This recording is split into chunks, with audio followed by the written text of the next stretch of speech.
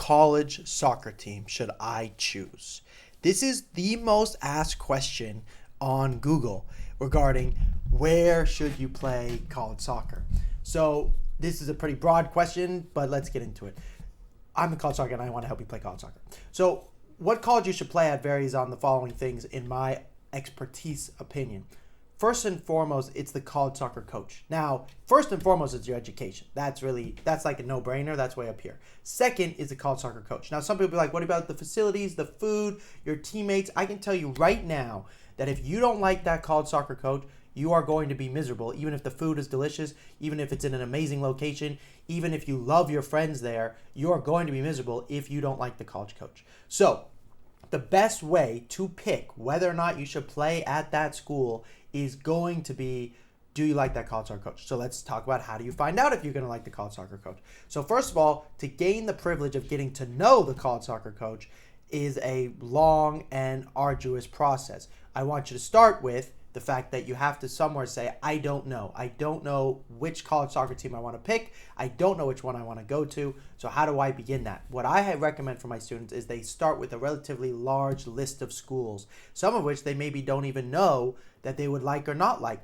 So there's a ton of websites you can go on. If you use Bard, B-A-R-D, you can type in, which is Google's AI, and say, name me every single school in California, and it will give it to you. And you can say, name me every single school in California with biology, and it will give it to you. If you work with me, we have a platform that has this tool, and it just allows you to start to create your list based off of your potential major. If you don't know a major, put undecided, and just create the list. Make it nice and big.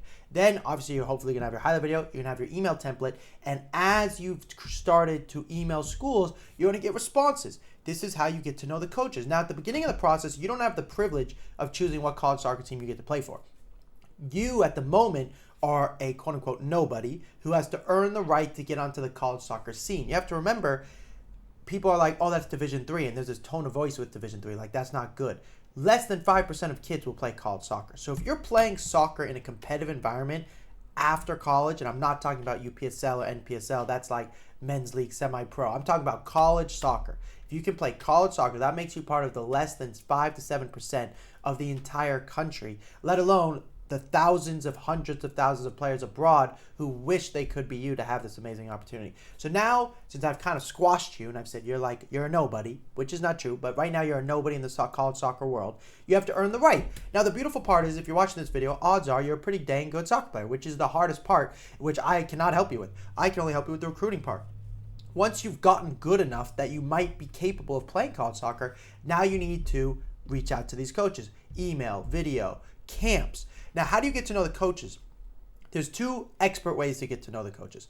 Expert way number one, ID camps, because you get to work with the coach. Now, I'll be honest, most ID camps, you're not going to get to know the coach that well, right? They're acting in their coaching role, so you really want to get to know them in person. So the second way is through official visits or unofficial visits, where you get to spend like an hour speaking to the coach, but more importantly, you get to ask the players about the coach. And that's really the number one way to find out of whether or not the coach is the right person for you. Because players are almost 99% honest. If you ask the assistant coach, what's the head coach like? He's not going to say he's a dick or she's a dick, because that's not their job. A player, on the other hand, will be very honest with you and say, look, I play every minute and I love him or her. I just love her. And then you can ask another person on the team and go, look, what do you think? And they could go, I don't like him, and this is why. Then when you talk to them in the one-on-one, you can kind of get a gauge of like, oh, I could see how this player said that, but I'm nothing like that player. And you know what, I maybe even bring it up to the coach, say, hey, coach, I spoke to some of the players.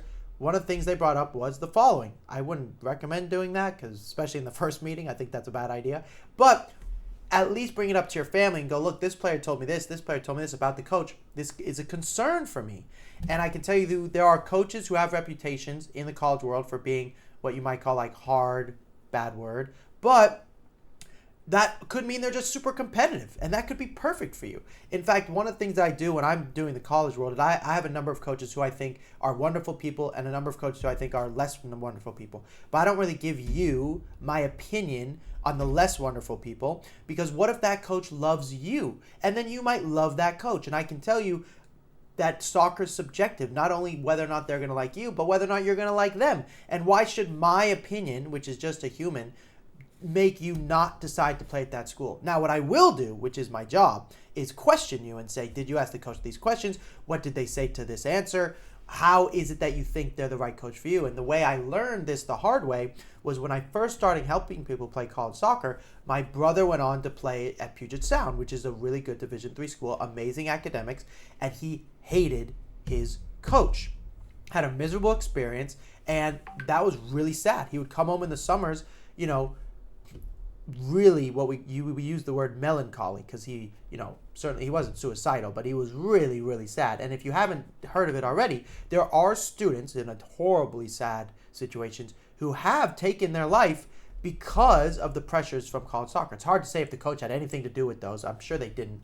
But there's something there. There's pressure made, and those coaches who rule our lives play a big impact. And for those of you who've had bad coaches and thus have played poorly, know exactly what I'm talking about, which is really why when I want to help kids play college soccer, I'm doing it from a place of I want you to find the right coach for you. So in summary, what college should I go to play for soccer? I want to stress for you is please, obviously academics come first, number one and foremost, but then second, you must get to know the college soccer guy coach. If you'd like help with this recruiting process, give me a call. Links in the description of the bio, and I'll talk to you soon.